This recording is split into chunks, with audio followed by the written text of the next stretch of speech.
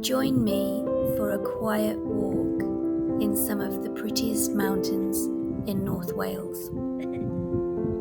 This beautiful walk starts from a tiny little village which is much more famous for being the start of the walk to Aber Falls.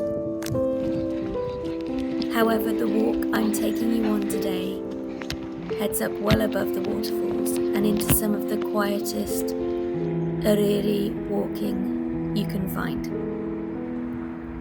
with some incredible views and gorgeous Carneddau ponies waiting at the top. It's worth the really steep slog at the start, and it is steep. It's a walk that feels a million miles from anywhere when you're right at the top, and I think you're really going to enjoy it.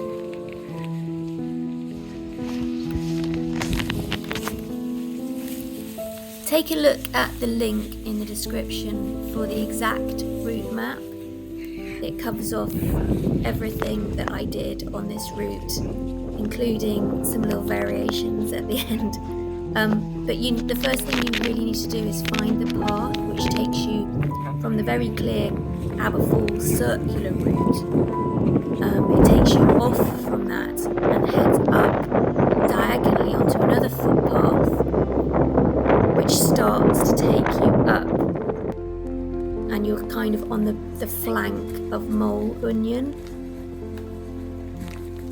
After a little more walking, a little bit more uphill, the views of the waterfalls will be left behind you, and it's not all bad though, because you will find yourself staring at the very big and very beautiful mountains that are in Ogwen Valley. It's such a treat as you head up and you suddenly sort of top out and see those mountains just peering over the edge, and you realise you're gonna get that spectacular view. From this point, you could completely change the route you're doing and head left and go up to Aber and Glyderau, but I wasn't so happy with the weather conditions that were coming in on that day, and even though my video looks like it's really nice weather conditions, I knew that I would end up being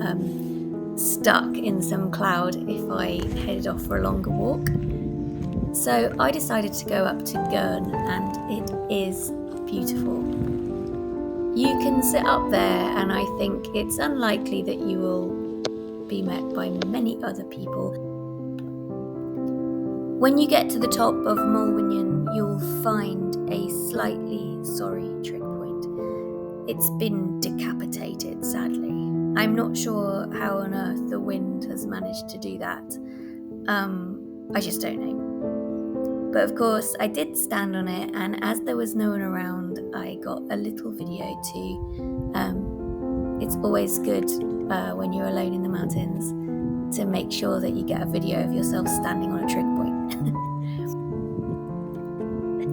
That's the top of the trig point. I just can't imagine how the wind could have blown it over there.